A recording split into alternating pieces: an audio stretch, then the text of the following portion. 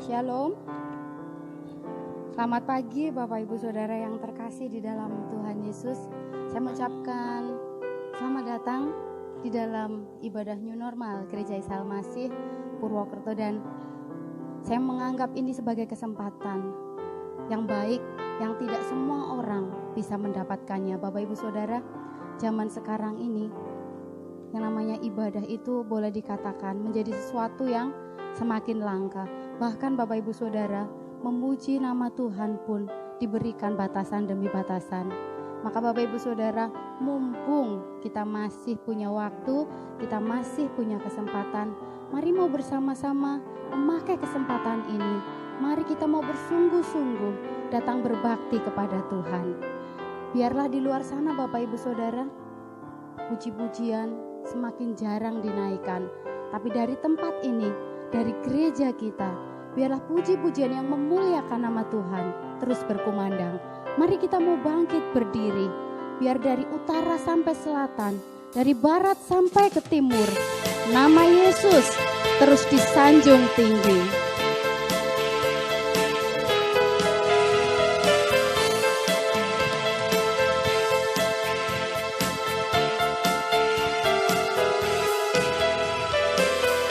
Dari utara ke selatan, terdengar pujian bagi Allah.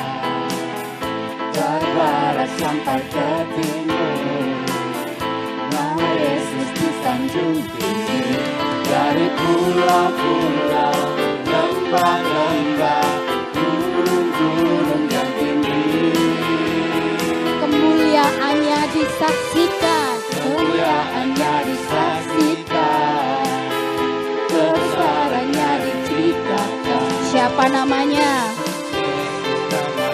Amin. Nama Yesus disanjung tinggi.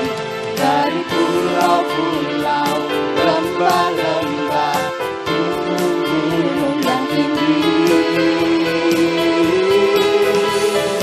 Allahku dahsyat berkuasa, seluruh bumi sujud menyembah, tinggikan nama-Mu. Allahku dahsyat berkuasa, seluruh bumi sujud menyembah, tinggikan nama-Mu. Bapak Ibu Saudara, sekarang kita tunjuk arahnya ya, dari utara ke selatan. Dari utara ke selatan, terdengar pujian bagi barat. Mana barat? Dari barat sampai ke timur, nama Yesus disanjung tinggi. Dari pulau-pulau, lembah-lembah, gunung-gunung yang tinggi, kemuliaan Allah kita disaksikan, kebesarannya diceritakan. Siapa namanya? Amin, haleluya. Nama Yesus disanjung tinggi. Dari pulau-pulau, lembah-lembah, gunung-gunung yang tinggi, katakan Allah kita dahsyat. Allahku dahsyat berkuasa, seluruh bumi sujud menyembah, tinggikan nama-Mu. Allahku dahsyat berkuasa, seluruh bumi sujud menyembah, tinggikan nama-Mu.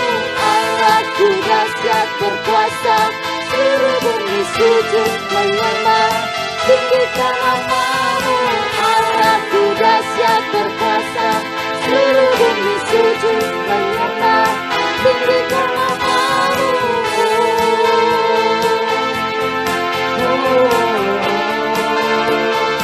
Tinggikan nama-Mu.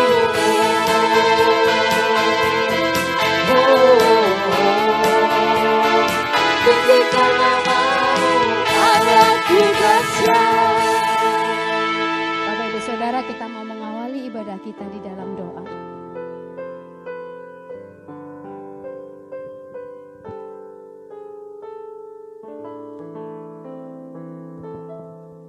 Bapak, Ibu, dan Saudara, mari kita awali dengan doa bersama-sama.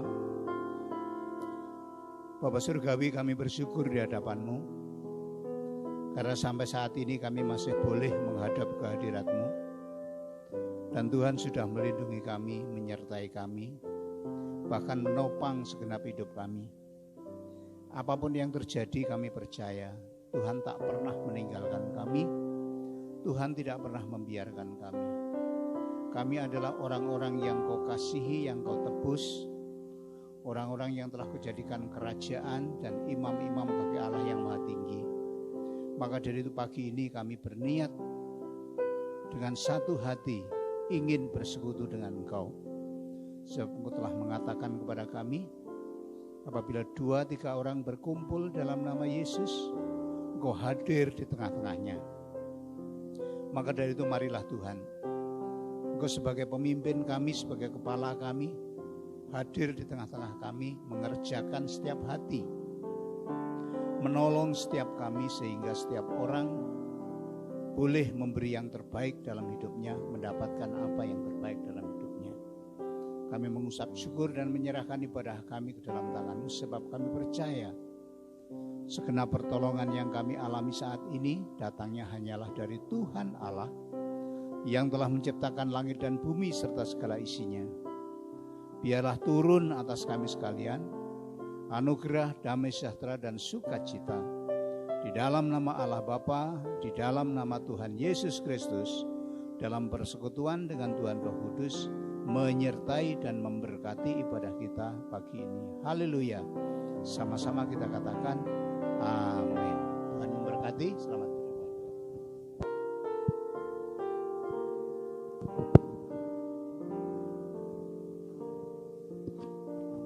Ya, Bapak Ibu Saudara yang terkasih, di tengah-tengah kita ada keponakan dari Ibu Febe ya. Ini ya, puji Tuhan ya, kedatangannya memberikan banyak bantuan kepada kita, terkhusus berkaitan dengan teknik perekaman untuk ibadah yang nantinya ditayangkan secara online melalui YouTube.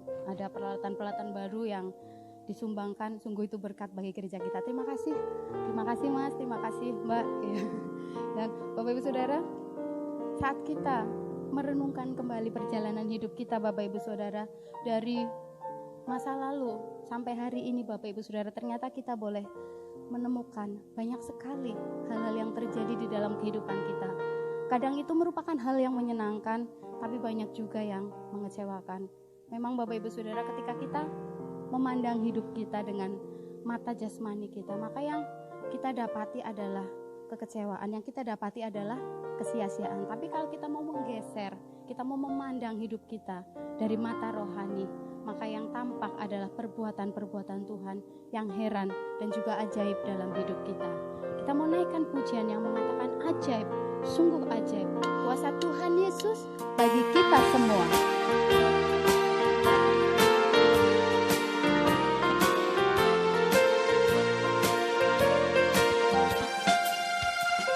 Ajaib, sungguh ajaib, kuasanya bagiku.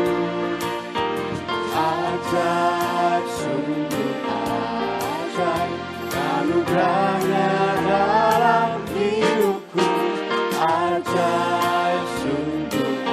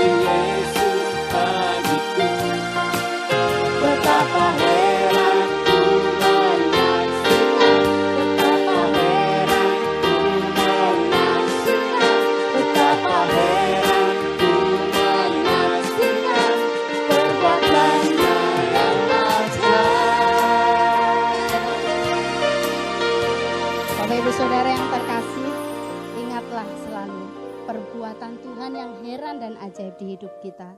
Ingatlah selalu berkat-berkatnya, ingatlah selalu kasih setianya. Maka yang akan kita produksi dalam hati, pikiran dan juga hidup kita adalah ucapan syukur yang melimpah. Bapak Ibu Saudara, mari kita mau datang untuk menyembah Tuhan. Mari kita mau menyatakan syukur kita lewat pujian, lewat pengagungan. Mari kita mau naikkan pujian yang mengatakan, aku hendak bersyukur kepadamu ya Tuhan, karena keadilan-Mu yang Kau nyatakan dalam hidup setiap kami anak-anak-Mu. Aku hendak bersyukur pada Tuhan karena keadilan-Nya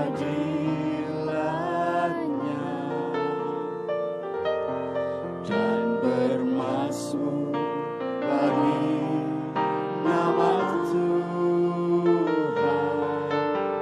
yang maha tinggi. Aku hendak bersyukur padamu ya Tuhan,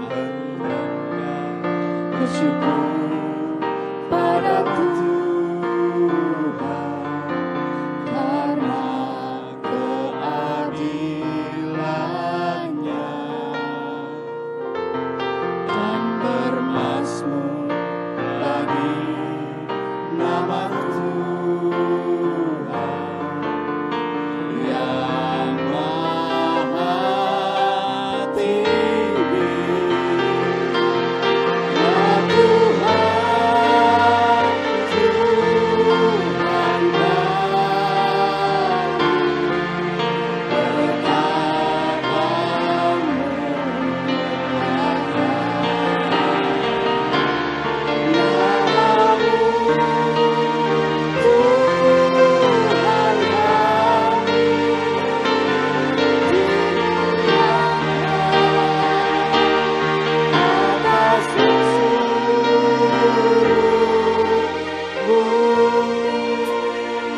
Mari Bapak Ibu Saudara, lebih sungguh lagi kita mau menyembah Tuhan.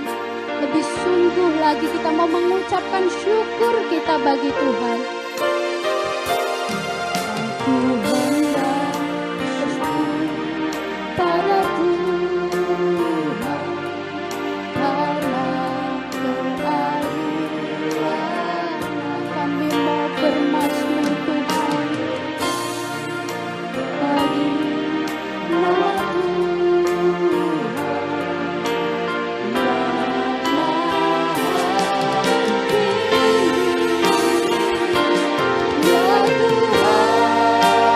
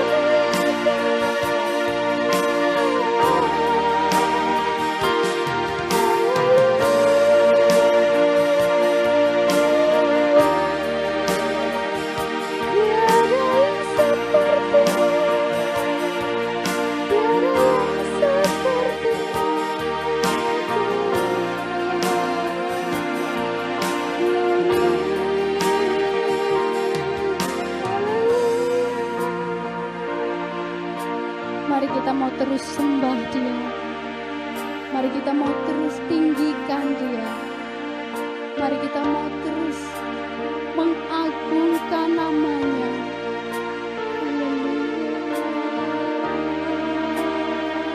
Sembahlah Dia.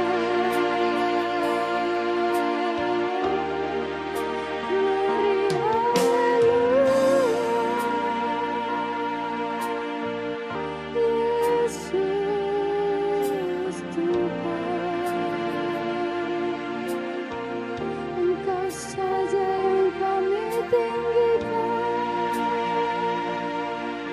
Engkau saja yang kami sanjung, Engkau saja yang kami muliakan, sebab Engkau baik bagi kami.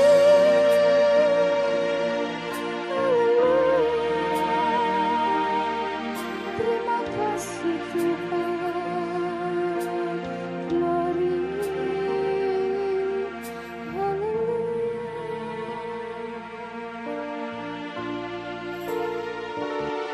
Ya Tuhan, Tuhan kami, betapa mulianya nama-Mu, Tuhan kami, dimuliakan atas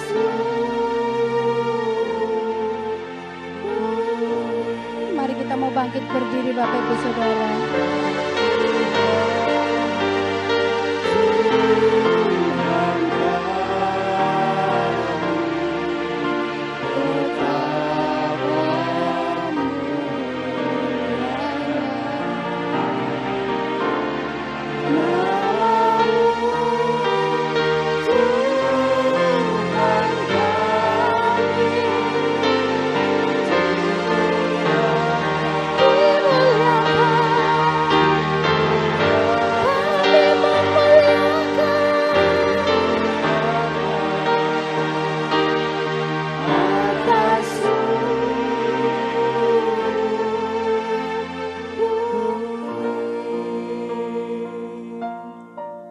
Bapa di dalam surga, saat ini kami datang ke hadapan-Mu Tuhan. Kami berdiri di hadirat-Mu yang kudus. Namun kami terus merendahkan hati kami Tuhan. Karena kami sadar betul Tuhan kalau kami masih ada sampai hari ini, semua adalah berkat kasih dan kemurahan Tuhan. Dan tidak ada satu hari pun Tuhan yang boleh kami lalui dengan berhasil tanpa seizin dan penyertaan Tuhan. Maka saat ini Tuhan, kami mau tunduk di hadapan-Mu, senantiasa mengucap syukur untuk kehidupan kami. Dan untuk apapun Tuhan, perkara-perkara yang Kau nyatakan dalam hidup kami, meskipun bagi kami terkadang itu hal yang tidak menyenangkan, namun kami mau mengimaninya bahwa di dalam Tuhan, segala hal itu boleh berubah menjadi kebaikan, memproses kehidupan kami hari lepas hari, sehingga kami Tuhan menjadi anak-anak-Mu yang semakin serupa dengan gambaran-Mu. Saat ini kami membutuhkan Engkau lebih lagi Tuhan. Kami membutuhkan Engkau untuk menyatakan perkataan-perkataan-Mu melalui firman-Mu ya Tuhan, yang sebentar lagi akan kami dengarkan. Mari saat ini Tuhan Engkau turunkan kuasa Roh Kudus-Mu atas kami semua satu persatu Tuhan, sehingga kami boleh menerima berkat itu secara utuh dan tidak ada yang tercuri dari kami. Demikian juga untuk Bapak Gembala Tuhan yang akan Kau pakai untuk menjadi perpanjangan lidah-Mu untuk memberkati kami semua. Mari Tuhan Kau juga menolong untuk beliau bisa menyampaikan setiap firman Tuhan, setiap perkataan Tuhan dari awal sampai akhir, sehingga apa yang dikatakan Tuhan menjadi berkat bagi kami jemaat-Mu, membangun, mengokohkan kami, dan juga menjadi berkat bagi kehidupannya secara pribadi. Sekali lagi kami mohon Tuhan untuk menolong setiap kami satu persatu. Dan di dalam nama Tuhan Yesus, kami sudah siap Tuhan untuk mendengarkan firman-Mu. Terpuji nama-Mu Tuhan. Haleluya. Amin. Selamat pagi semuanya. Ya, Sukacita sekali pagi ini kita bisa berkumpul lagi. Baiklah Bapak Ibu, mari kita melanjutkan belajar firman Tuhan. Pagi ini saya akan menyampaikan firman Tuhan dengan judul Evaluasi untuk berprestasi. Evaluasi untuk berprestasi. Ya. Untuk kata evaluasi itu saya kira tidak asing karena yang sekolah-sekolah selalu menghadapi evaluasi. Evaluasi sebelum masuk, evaluasi setelah masuk, selesai pelajaran supaya naik kelas. Ada evaluasinya.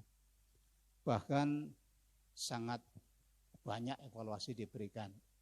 Hanya kita-kita yang enggak sekolah ini langsung dievaluasi hidup kita oleh keadaan ya. Seperti sekarang ini kita sedang dievaluasi. Tetapi apakah evaluasi itu bisa membangun kita atau tidak? Biasanya tergantung siapa yang memberikan evaluasi. Kalau yang memberi evaluasi itu adalah orang yang kita segani, pemimpin kita, orang yang kita hormati, evaluasi itu pasti akan membuat kemajuan dan membawa prestasi.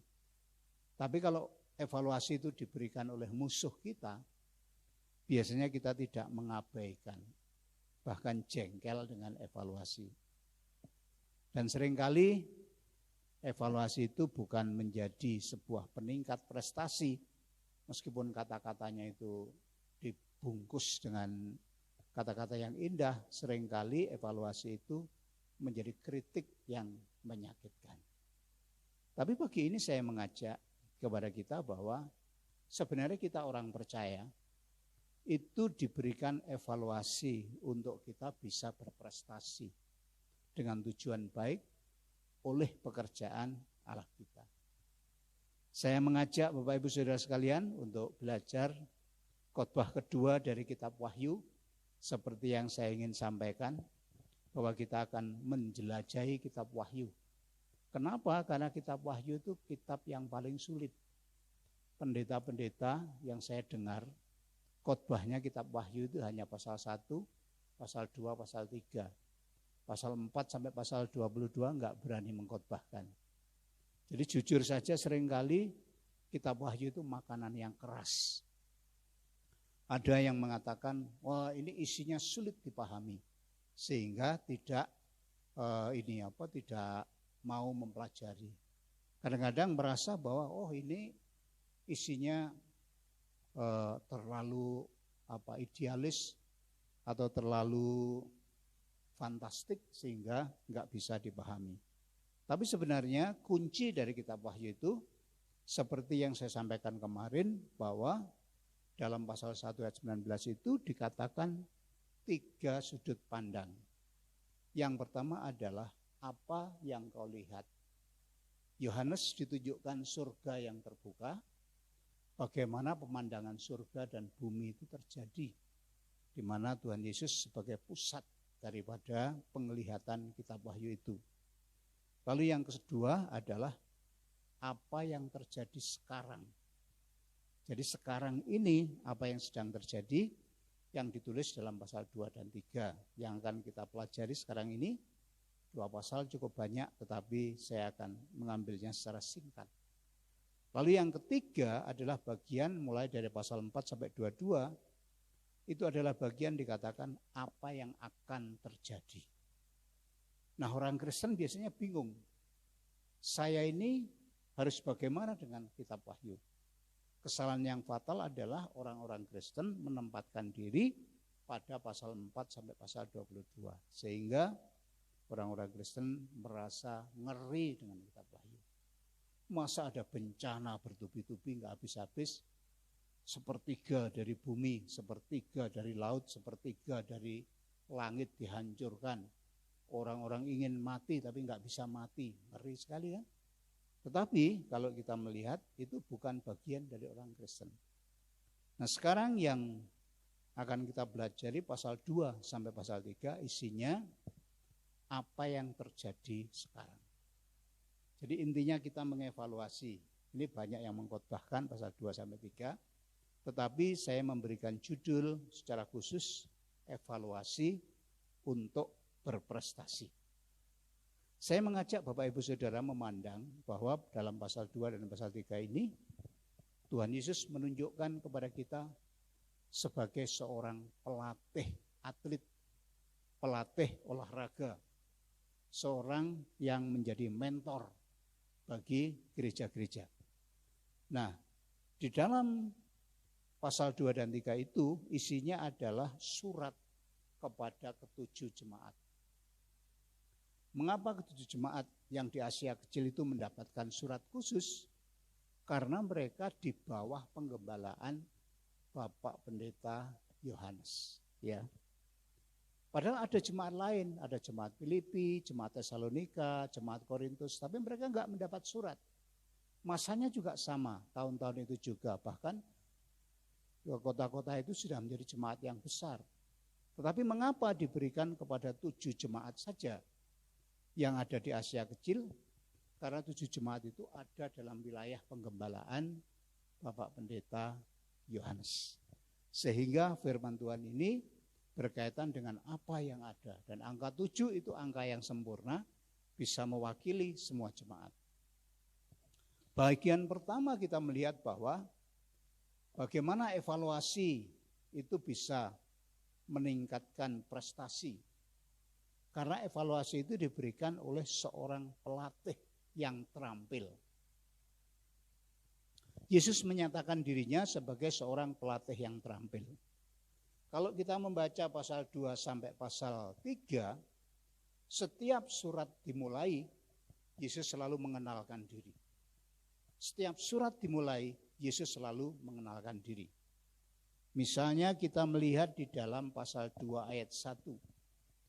Tuliskanlah kepada malaikat jemaat di Efesus. Inilah firman dari Dia yang memegang ketujuh bintang di tangan kanannya dan berjalan di antara kaki dian emas itu. Kepada jemaat Efesus, Tuhan Yesus memperkenalkan diri sebagai yang memegang ketujuh bintang. 7 bintang itu siapa? 7 bintang adalah gembala, malaikat jemaat yang memimpin setiap jemaat-jemaat itu. Lalu kemudian dia juga berjalan di antara 7 kaki dian emas. Siapa kaki dian emas? Kaki dian emas adalah jemaat. Jadi Tuhan Yesus mengendalikan gereja itu, memegang gembala sidangnya, dan juga berjalan di antara jemaatnya. Sehingga dalam perkenalan ini, ketika Tuhan Yesus mau memberikan evaluasi, itu bukan orang asing, bukan orang yang jauh, bukan orang yang hanya mendengar apa yang terjadi, tetapi orang yang ada di dalam jemaat. Nah, inilah satu hal yang sungguh indah. Dia adalah Yesus sang pelatih yang memahami siapa yang dilatih. Kemudian kalau kita melihat kepada jemaat Smyrna, pasal 2 ayat 8. Tuliskanlah kepada malaikat jemaat yang di Smyrna, inilah firman dari yang awal dan yang akhir, yang telah mati dan hidup kembali. Menunjukkan bahwa Tuhan Yesus adalah kekal adanya. Maut tidak bisa mengalahkan. Bahkan dia awal dan akhir, sudah mati dan bangkit lagi. Itu menunjukkan kualitas bahwa dia sudah mengalami semua pengalaman hidup. Pengalaman hidup ditinggikan, direndahkan, pengalaman hidup mati, dalam maut, bangkit lagi. Kemudian kalau kita melihat di dalam perkenalannya kepada jemaat Pergamus, dalam ayat yang ke-12, tuliskanlah kepada malaikat jemaat di Pergamus, inilah firman Dia yang memakai pedang yang tajam dan bermata dua. Jadi Tuhan Yesus memegang pedang tajam bermata dua. Artinya apa? Dia tidak hanya bertindak dengan kasih-Nya, tetapi kalau perlu dipotong dengan pedang, dia sungguh-sungguh. Jadi dalam pekerjaan gereja ini, Yesus tidak main-main. Artinya tidak hanya mengasihi, memanjakan, tidak. Kalau saatnya perlu disikat, dia akan mensikatnya. Kalau dia perlu didorong, harus didorong. Lagi perkenalan kepada jemaat yang di Tiatira. Pasal 2 ayat 18. Tuliskanlah kepada malaikat jemaat di Tiatira. Inilah firman anak Allah yang matanya bagaikan nyala api dan kakinya bagaikan tembaga. Matanya bagaikan nyala api dan kakinya bagaikan tembaga. Menunjukkan kemampuan menganalisa dan memandang dan menunjukkan kekuatan dari dirinya. Tuhan Yesus kuat, bukan lemah. Pengamatannya tajam, sehingga kita semua diamati oleh Dia. Kita semua satu persatu dalam perhatiannya. Dia yang kuat itu. Lalu perkenalan dalam kepada jemaat yang ada di Sardis, pasal 3 ayat 1. Tuliskanlah kepada malaikat jemaat di Sardis, inilah firman dari Dia yang memiliki ketujuh roh Allah dan ketujuh bintang itu. Jadi Dia memperkenalkan diri kepada kita sebagai memiliki 7 roh Allah. Dia mengendalikan Roh Kudus. Dan Dia juga dikatakan dengan jelas memiliki ketujuh bintang, memiliki malaikat. Lagi di bagian ayat yang ke-7, pasal 3 ayat 7, tuliskanlah kepada malaikat jemaat di Philadelphia, inilah firman dari yang kudus, yang benar, yang memegang kunci Daud. Apabila Ia membuka, tidak ada yang dapat menutup. Apabila Dia menutup, tidak ada yang dapat membuka. Kemutlakannya luar biasa. Dia adalah Maha Kuasa, sanggup melakukan sesuatu, enggak ada yang bisa membantah. Jadi luar biasa, kunci Daud berkaitan dengan Israel. Lalu berikutnya, kalau kita melihat di jemaat Laodikia, tuliskanlah kepada malaikat jemaat di Laodikia, inilah firman dari Amin, saksi yang benar dan setia, permulaan dari ciptaan Allah. Yesus Kristus menunjukkan, Dia adalah saksi yang setia, tidak pernah berkata bohong. Dia mengikuti semua kejadian, satu persatu, lembaran-lembaran hidup, langkah-langkah yang kita jalani, Dia ada bersama kita. Nah, dari perkenalan-perkenalan itu, mungkin Bapak Ibu menangkapnya kurang jelas, tetapi satu hal yang bisa kita katakan, Yesus seorang pelatih yang terampil. Dia mampu, dia sanggup, dia berkuasa. Jadi dia memiliki semua kapasitas seorang pelatih yang sempurna.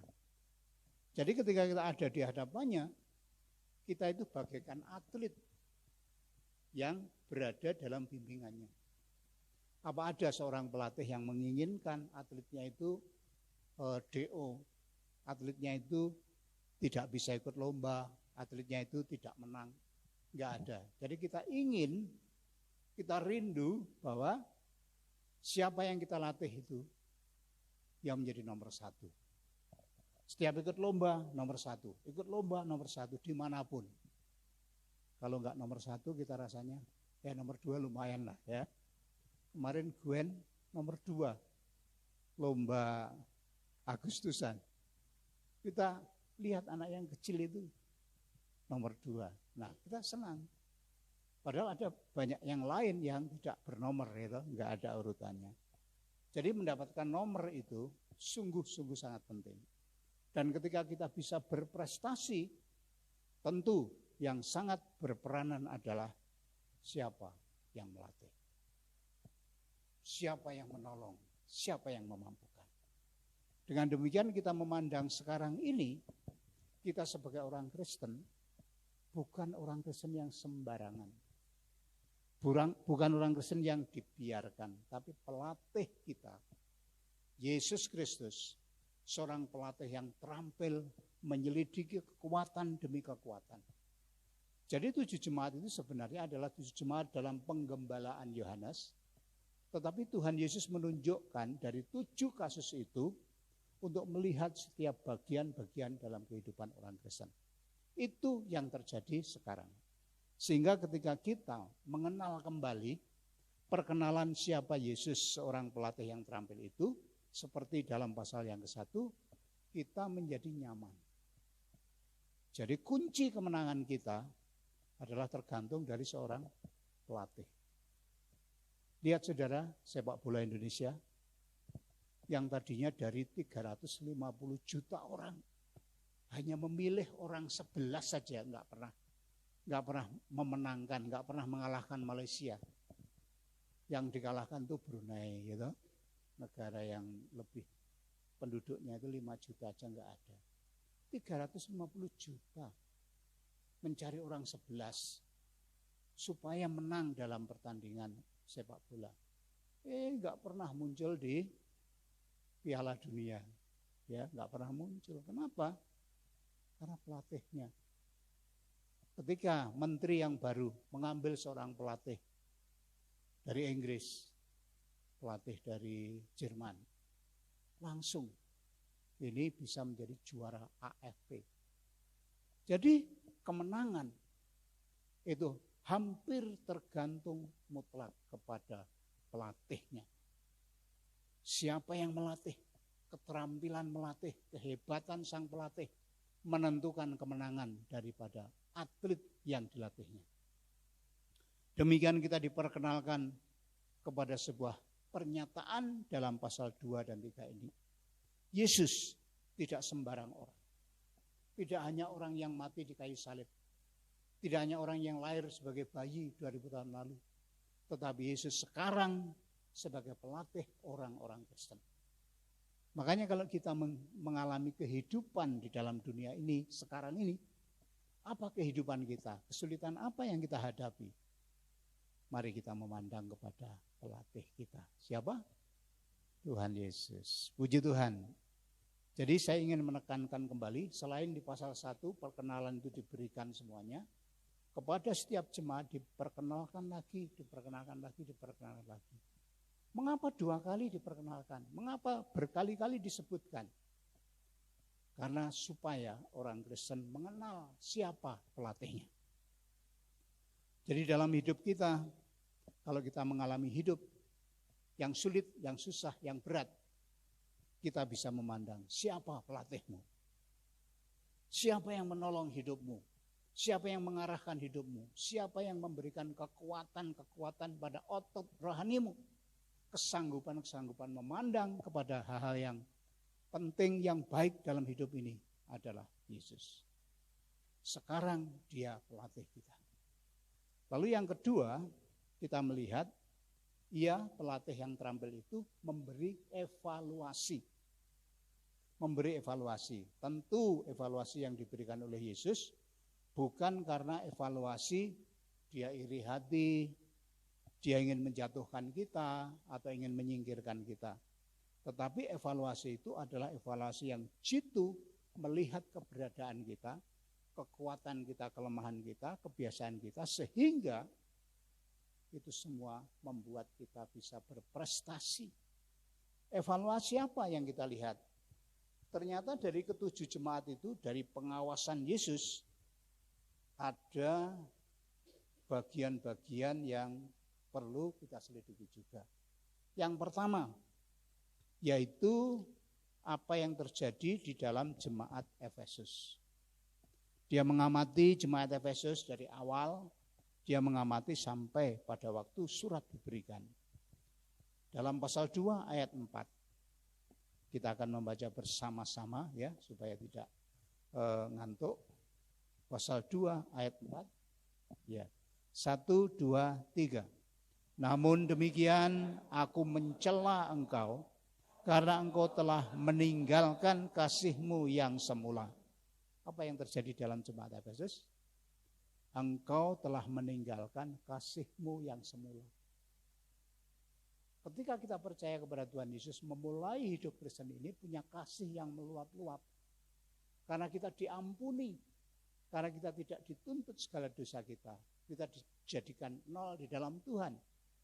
Tapi setelah perjalanan hidup, kemungkinan besar, karena jemaatnya legalisme, mematuhi aturan itu, mematuhi aturan ini, harus taat itu, harus taat ini, lalu akhirnya dengan legalitas itu, orang menjadi kehilangan kasih yang semula. Bukankah itu banyak juga yang kita alami? Kalau baru berjumpa, I love you, Dek. Ya, oh, Yang. Gimana Yang? Jadi panggilannya itu Yang. Yang itu saya merasa lucu sendiri, ada orang yang memanggil istrinya, suaminya itu yang.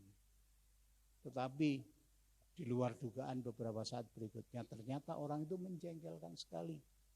Panggilannya yang, tapi sudah tidak ada kasih di dalamnya. Jadi suasananya sudah genting.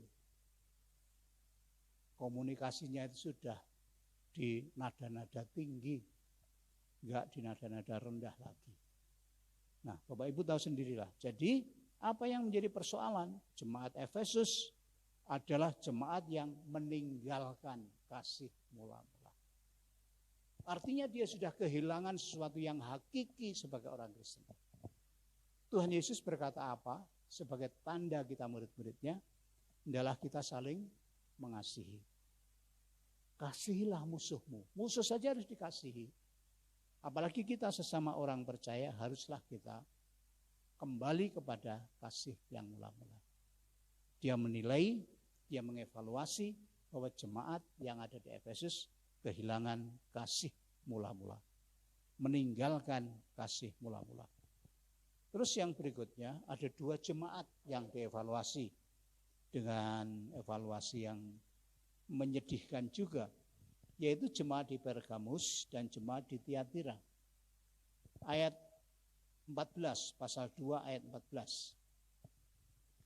Tetapi aku mempunyai beberapa keberatan terhadap engkau. Di antara kamu ada beberapa orang yang menganut ajaran Bileam, yang memberi nasihat kepada Balak untuk menyesatkan orang Israel, supaya mereka makan persembahan berhala dan berbuat zina. Makan persembahan berhala dan berbuat zina karena menganut ajaran Bileam. Lalu ayat yang ke-20 dikatakan di sana. Tetapi aku mencela engkau karena engkau membiarkan wanita Isabel yang menyebut dirinya nabiah mengajar dan menyesatkan hamba-hambaku supaya berbuat zina dan makan persembahan-persembahan berhala. Intinya di mana? Persembahan berhala. Mereka sudah percaya kepada Tuhan. Mereka sudah mau meninggalkan kehidupan menyembah berhala. Tapi tiba-tiba jemaat Pergamus dan jemaat Tiatira ini toleran kembali kepada penyembahan berhala. Sehingga terjadi yang namanya sinkretisme. Sinkretisme itu apa? Menumpuk keyakinan dengan keyakinan yang lain. Menumpuk keyakinan lama dengan keyakinan baru. Ini adalah persoalan yang sulit, sehingga dengan alasan toleransi kita menjadi berbaur dengan mereka. Lalu enggak berani melepaskan diri dari akibat dosa sinkretisme itu. Bapak Ibu tahu, kita hidup di dalam kebudayaan. Ada kebudayaan yang nol bersih. Tapi ada kebudayaan yang namanya menyembah berhala. Apalagi kalau makan persembahan berhala, itu artinya bersekutu pada zaman itu. Ya, berhala zaman ini dan berhala zaman dulu enggak jauh berbeda. Itu adalah berhala-berhala yang mana kita menyembah bukan Tuhan. Yang mana kita beradaptasi dengan bukan Tuhan. Dan ketika kita sudah menjadi orang Kristen, Tuhan Yesus mengatakan kita harus meninggalkan kegelapan dan kita harus masuk ke dalam terangnya yang ajaib. Tapi kalau kita masih berpraktek seperti itu, menjadi orang Kristen ya, di luar bersekutu dengan para penyembah berhala, iya. Ke gereja minta doanya Pak Pendeta, ya. Di rumah minta pendetanya Mbah Dukun, minta doanya Mbah Dukun, iya. Di gereja minta ayat firman Tuhan untuk meneguhkan hati, ya. Di rumah minta tanya sama zodiak, ya. Gemini gimana Gemini hari ini? Gemini rezeki agak seret. Asmara gimana asmara? Asmaranya kayaknya lagi membara. Padahal sudah tua, umurnya 70 tahun asmaranya membara. Apa yang terjadi? Nah, itu semua sebenarnya adalah sinkretisme. Ambil satu keyakinan. Tuhan Yesus menunjukkan bahwa kita tidak boleh toleran. Kalau toleran, kehidupan kita tidak pernah menjadi kehidupan yang berprestasi. Setiap mau berprestasi, turun lagi, berprestasi, turun lagi, berprestasi, turun lagi. Itulah kritikan yang sangat jelas. Jadi, jemaat Efesus meninggalkan kasih mula-mula. Persoalannya, jemaat yang ada di Pergamus dan Tiatira, sinkretisme. Lalu jemaat yang lain yang kita akan lihat adalah jemaat yang ada di Laodikia, yaitu yang ada di pasal 3 ayat yang ke-15. Pasal 3 ayat 15 dan 16. Aku tahu segala pekerjaanmu. Engkau tidak dingin dan tidak panas. Alangkah baiknya jika engkau dingin atau panas. Jadi karena engkau suam-suam kuku dan tidak dingin tidak panas, aku akan memuntahkan engkau dari mulutku. Apa yang terjadi di dalam jemaat Laodikia? Tidak dingin, tidak panas. Suam-suam kuku. Jadi kehidupan imannya itu suam-suam kuku. Sungguh-sungguh berdoa, sungguh-sungguh ke Tuhan juga enggak, sungguh-sungguh meninggalkan juga enggak. Inilah yang namanya, kalau dalam bahasa Jawa itu, dikum ora teles, dipepe ora garing, ya. Namanya melebes, ya. Ya kadang-kadang ke gereja, kadang-kadang enggak. Saya kan orang nasional. Persoalannya, mengapa bisa terjadi suam-suam kuku, tidak sungguh-sungguh, tidak semangat dalam Tuhan, dan juga tidak meninggalkan Tuhan? Karena kalau kita membaca di jemaat Laodikia itu, jemaat ini merasa banyak berkat yang diterima. Dimanja oleh Tuhan. Mereka mengatakan, aku kaya, aku punya emas, aku punya baju yang indah, aku punya harta. Rupanya kehidupan yang bergelimang harta itu membuat suam-suam kuku. Ibu lihat tadi pagi di sini. Goes pergi sana. Enggak hanya 1-2 rombongan, bapak, ibu, anak-anaknya, mereka pergi goes. Mengapa pergi goes? Ini kan hari Minggu, padahal hari tidak Minggu mereka juga kosong. Bisa goes hari Sabtu, bisa goes hari Jumat, hari Rabu, hari Senin, tapi hari Minggu mereka memakainya. Ini kan hari Minggu, jadi mengapa? Karena merasa hebat di hari Minggu, orang-orang lain goes, saya bisa memamerkan diri. Karena kenyamanan hidup, karena kekayaan, karena apa yang didapat semuanya ada, sehingga kerohaniannya suam-suam kuku. Yesus memandang, kalau engkau tidak panas, engkau tidak dingin, engkau suam-suam kuku, aku akan memuntahkan engkau. Yesus sangat jelas. Apakah problem ini kita hadapi juga? Selain kehilangan kasih mula-mula, selain sinkretisme, selain suam-suam kuku karena kaya dan nyaman, apakah ada lagi? Mari kita lihat, ternyata ada yang berikutnya lebih ngeri lagi. Dikatakan pasal 3 ayat 1. Tuliskanlah kepada malaikat jemaat di Sardis, inilah firman Dia yang memiliki 7 roh Allah dan 7 bintang itu. Aku tahu segala pekerjaanmu, engkau dikatakan hidup, padahal engkau mati. Kamu dikatakan hidup, padahal mati. Nampaknya masih hidup, tapi ternyata orangnya sudah mati. Apa ini yang terjadi? Yang terjadi ini adalah orang sudah mati selagi hidup. Menyedihkan toh? Menyedihkan. Kalau di Jawa Timur, orang yang menyakiti hati, ya, sudah pacaran tiba-tiba ditinggal nikah, itu dia bilang, awas tak jaran goyang, kamu jadi kembang amben. Kembang amben itu apa? Bunganya tempat tidur. Bukannya tempat tidur itu orang dijadikan sakit, nggak bisa apa-apa, tergeletak di tempat tidur. Kelihatannya masih bernapas, hidup, tapi nggak bisa apa-apa. Nah, ini adalah gambaran orang yang hidup tapi mati. Mengapa mereka hidup tetapi mati? Ternyata mereka meninggalkan firman Tuhan. Jadi enggak perhatian terhadap firman Tuhan. Firman Tuhan masuk telinga kiri, keluar telinga kanan. Bahasa Inggrisnya bungentuo. Ya. Mlebu tengen metu kiwa. Lengplas. Ya. Jadi firman Tuhan tidak pernah dihiraukan. Mau ke gereja oke. Tapi di gereja mendengarkan firman Tuhan, firman Tuhannya apa saja terserah. Yang penting paling lama 30 menit harus sudah selesai.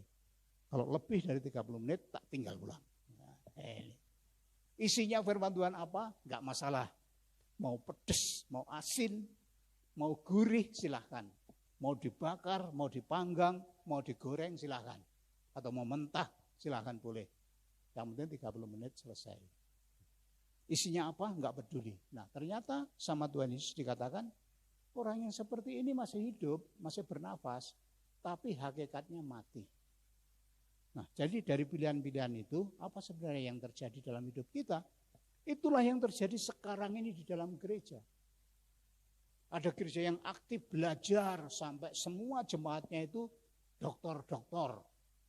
Jadi kalau khotbah bukan diterima firman Tuhan, tapi dinilai, wah itu tafsirannya salah, harusnya begini. Itu karena apa? Legalisme. Kemudian ada yang sinkretisme, menumpukkan hidup lama dengan hidup baru. Di luar Tuhan dan di dalam Tuhan. Dan yang ketiga, ada yang karena kekayaannya menjadi suam-suam. Lah yang penting ke gereja lah. Enggak bisa ke gereja ya kirim persembahan. Kan sekarang zamannya sudah pakai transfer gitu. Kalau QR-nya sudah ada, nanti tinggal tekan aja dari HP sudah bisa transfer. Maaf Pak, saya nggak bisa hadir, tapi persembahan sudah saya kirim kok. Amin. Begitu ya. Jadi bisa digantikan dengan uangnya. Kalau begitu masuk surga ya digantikan uangnya. Amal ibadahnya diterima Tuhan dengan senang, tapi kitanya nggak diterima Tuhan.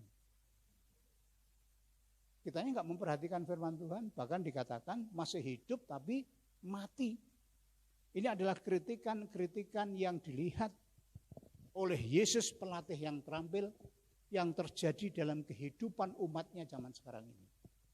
Dan kritikan ini sungguh tajam, sungguh jelas oleh seorang yang dengan jeli melihat kita semua. Sehingga saat ini kita bisa kembali kepada firman Tuhan ini. Ternyata 7 jemaat itu bukan melambangkan. Ternyata 7 jemaat itu adalah memiliki evaluasi yang mirip dengan gereja kita sekarang ini.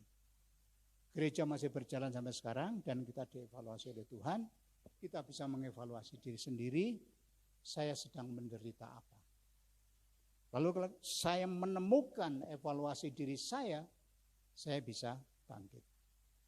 Adakah di antara kita meninggalkan kasih mula-mula? Gak usah ngomong, tenang aja.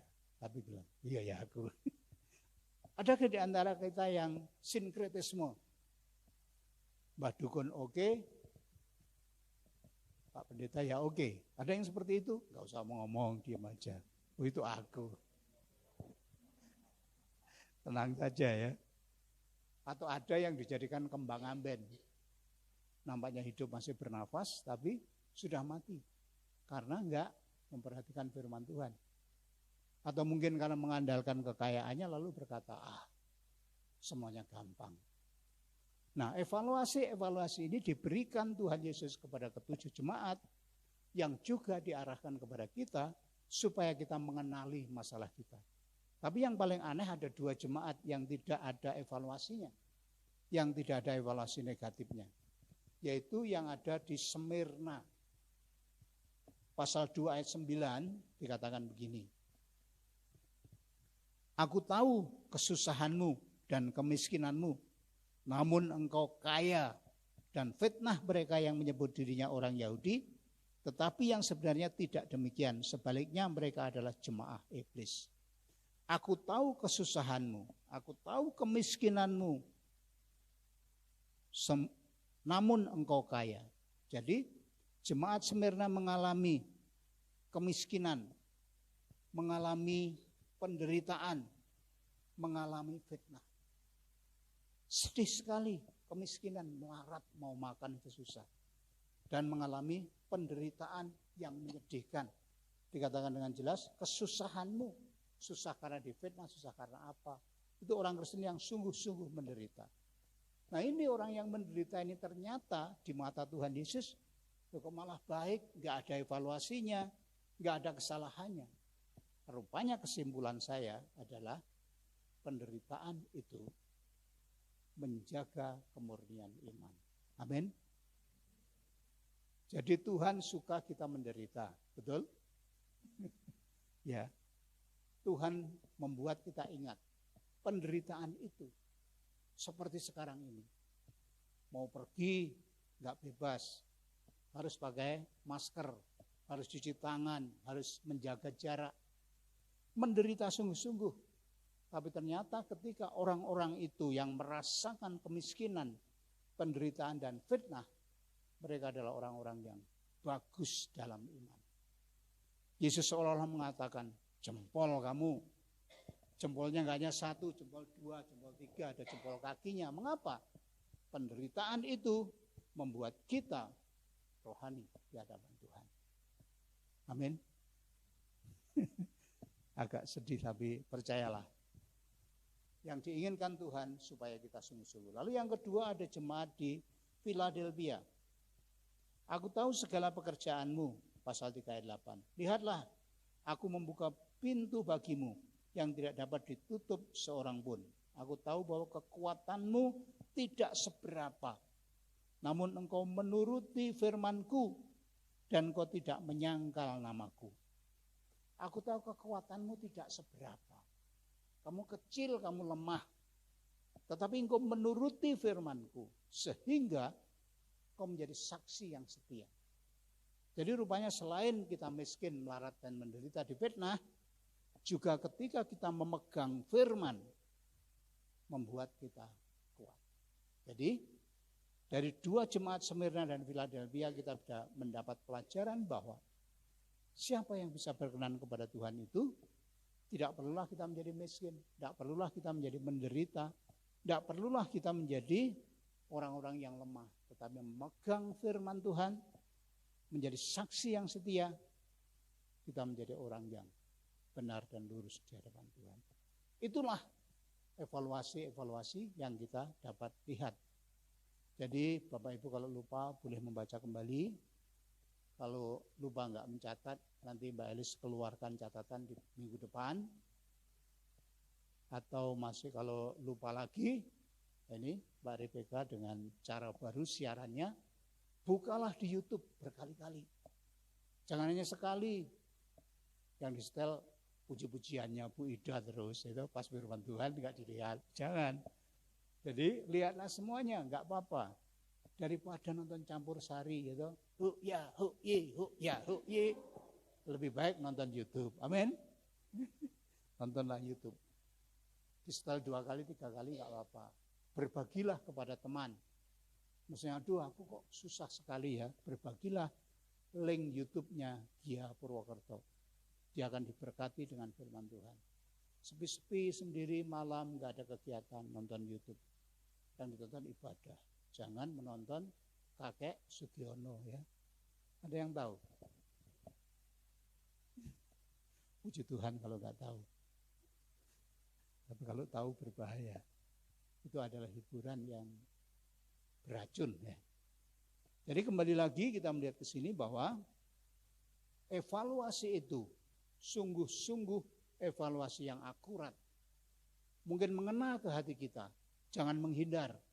Mungkin menegur kita, jangan menghindar. Sebab apa? Sebab memang Tuhan menghendaki seperti itu. Lalu yang ketiga, ialah Tuhan Yesus tidak berhenti sampai kepada menunjukkan dia pelatih terampil. Tidak berhenti sampai kepada dia mengevaluasi setiap orang yang percaya. Dan yang ketiga, dia menunjukkan tindakan yang akurat.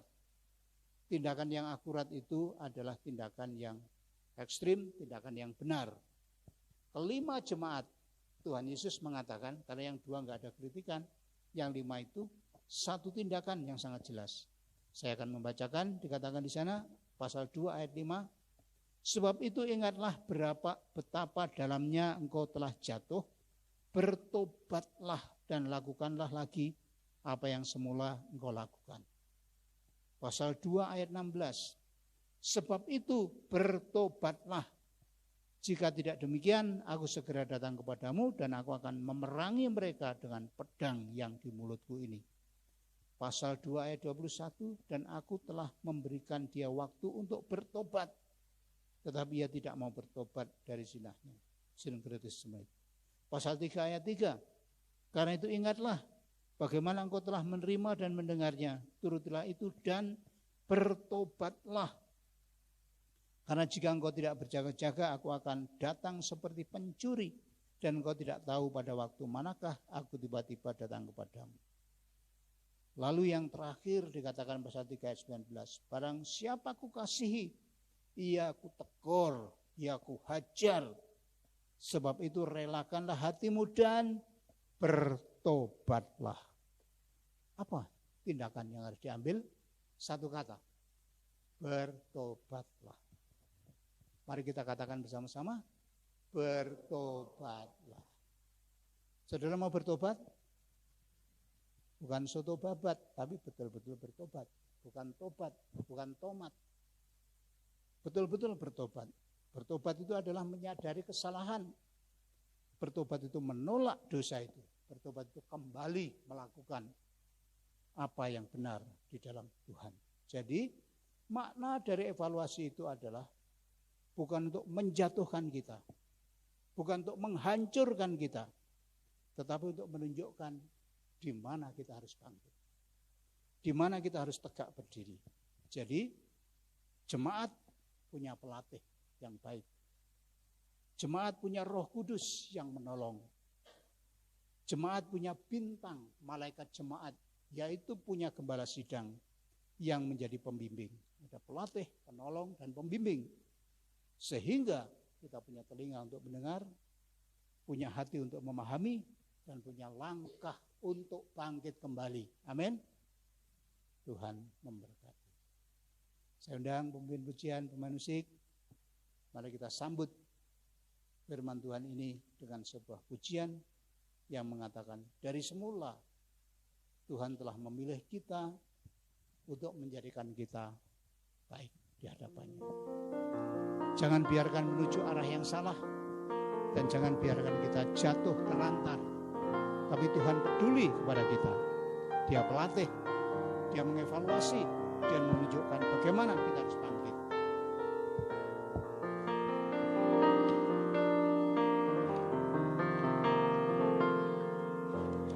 Dari semula telah kau tetapkan hidupku dalam tangan-Mu, dalam rencana-Mu Tuhan.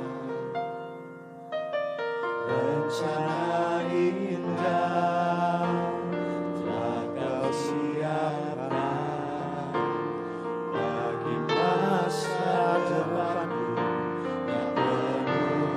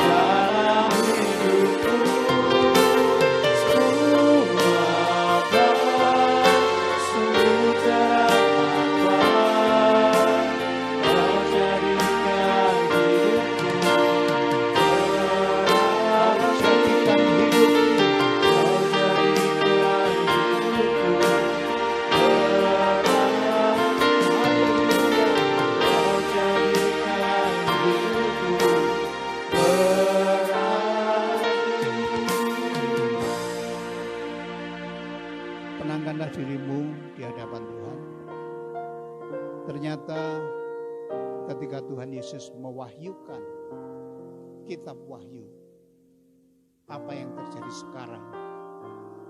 Tuhan Yesus adalah seorang pelatih yang terampil, memberikan evaluasi yang tajam, yang jelas, yang detail, dan juga menunjukkan tindakan yang pasti. Satu kata, bertobat. Bapak, Ibu, dan saudara sekalian, evaluasi ini membuat kita bisa berprestasi, sehingga hari ini kita tertunduk di hadapan Tuhan. Adakah di antara firman Tuhan itu yang menyinggung kita, yang menghajar kita, yang menyakiti hati kita? Tapi Tuhan Yesus berkata, karena aku mengasihimu, maka aku menegur engkau. Karena aku mengasihimu, aku menghajar engkau dengan satu hal, tujuan, supaya engkau bertobat. Bertobat itu adalah mengakui kesalahan adalah sebuah kesalahan. Bertobat itu meninggalkan dan menolak kesalahan itu. Bertobat itu adalah bangkit kembali bersama-sama dengan Tuhan, membuat sebuah prestasi. Bapa Surgawi, kami mengucap syukur untuk firman-Mu, firman yang sangat indah, apa yang Kau inginkan bagi kami pada masa depan. Biarlah firman-Mu tidak berhenti sampai pada pikiran kami, tapi boleh masuk ke hati kami, boleh menjadi pedoman dalam hidup kami. Khususnya tatkala kami menghadapi bencana corona pada saat ini. Bukan menjadi saat di mana kami jatuh, kami lemah, kami meninggalkan Tuhan. Tetapi ini adalah saat di mana kami harus mengevaluasi diri kami, membuat diri kami sungguh-sungguh kuat di dalam Tuhan, supaya kami boleh bangkit kembali berprestasi di dalam Tuhan. Kami serahkan semua umat-Mu, kami serahkan anak-anak-Mu satu persatu. Tuhan, kami tahu Engkau punya rencana. Engkau menentukan masa depan kami bersama dengan Engkau. Itulah sebabnya Engkau melatih kami, membina kami, mendampingi kami, sehingga kami menjadi orang-orang seperti yang Kau inginkan di masa depan nanti.